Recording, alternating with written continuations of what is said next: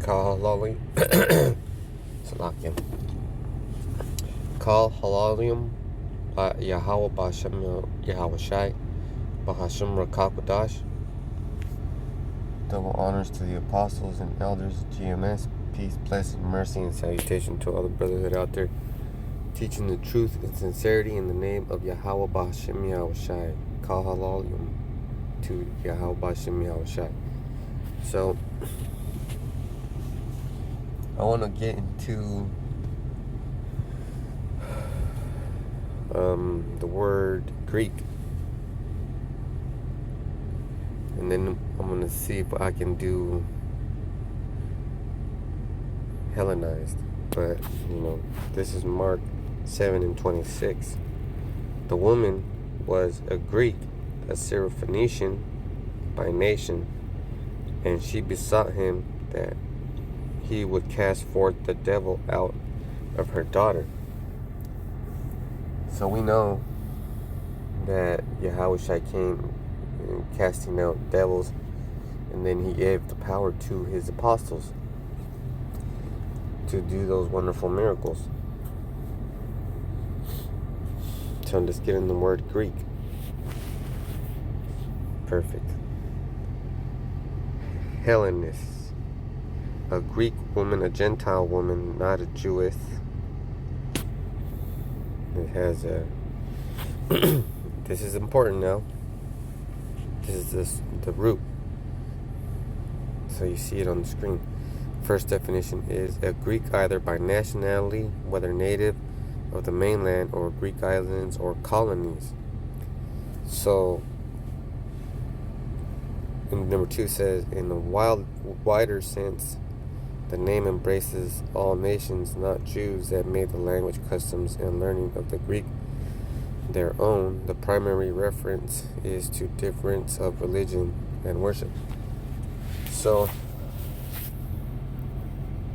it's people that were living in the area that were conquered by these people. You see, Syrophoenician means the name of a mixed nation. So, we're just going to go back over here.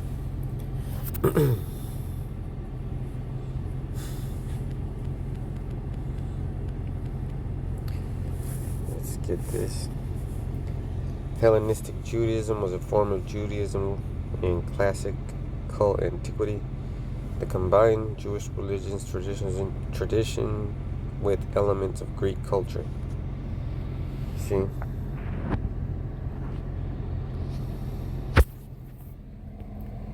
Let that sit right there. So, in a way, we're Hellenized because we had to de-Hellenize ourselves from Babylon, or de-Babylonize ourselves, and it was hard, right? It was a struggle. Because not only do we have to de-Hellenize ourselves from the mixed religions, we have to come back and everything that we change, we have to build back up. Because you're taking, let's say you're remodeling a house, and the stuff that you're going to pull out needs to get replaced for load-bearing reasons, right? Because you can't take out a stud that's near the jamb to the door, because that'll mess up the structure of the house, right? So you don't touch that. But let's say you want to get rid of the flooring. You have to take out all the flooring, and you're just not going to leave it like that. You got to replace it. You got to take up that old floor, which is the Hellenized customs, and replace it with your newfound name, your personality, your identity. You have to change all that, because not only are you a Hebrew Israelite when you're at camp, You're a Hebrew Israelite in disguise throughout the week. You're like an undercover guy. They got agents in our camps. And what I'm saying is they got, in our camps of Israel, they got people in other camps that are learning to try to take us down because they have something called Project Megiddo. And it has a whole list of enemies to the state.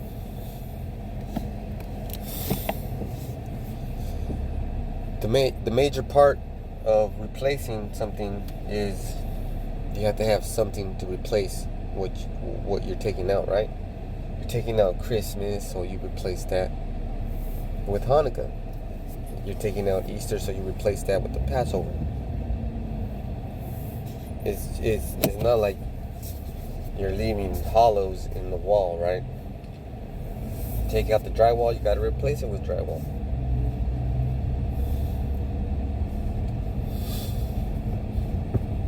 And it'll make you a better Hebrew, because right now in this Mark 7 and 26, the woman is a Hellenized Jew. She's from one of the tribes. We don't know which one. Syrophoenicia, that was around Samaria, which would be northern Israel. Northern Israel for the northern kingdom. But I know that I'm right about this, because not about the location perhaps, but I'm right about this woman being an Israelite, because only an Israelite can have that much faith. Word travels, right? Shit. Word travels fast. Let's say, man, you already know I don't even say nothing, because just look at social media. When the new Antiochus says something, it's all over the news. And that's fucking funny, because he'll hop on TV, old Joe, and he'll just say some against the Constitution stuff. He'll be like, yeah, I know there's a Constitution, but fuck it, I don't give a damn. It ain't about your constitutional rights, he'll say. And he'll say that by making a statement, which is contrary to what he can, his power, right? So this woman knew about the power that Yahushua had, and I'm pretty sure that all Israel knew. And Israel was all over the world at that time too. Because remember, the eunuch came from Ethiopia. And there were still Jewish colonies in Egypt. We would always run to Egypt, Syria. Remember, there was a lot of captivities which spread our people around. And sometimes people just go around because they need to be in a different situation. Like our people. Issachar came from Mexico to live in Babylon to see what it do with the money situation. To make a little bit of money, go back home, buy you some land, get a big old chunk, and then build yourself a home, which is not a bad deal, right? Not a bad deal. And in a perfect world, that would be the plan, right? Let's get the fuck out of here.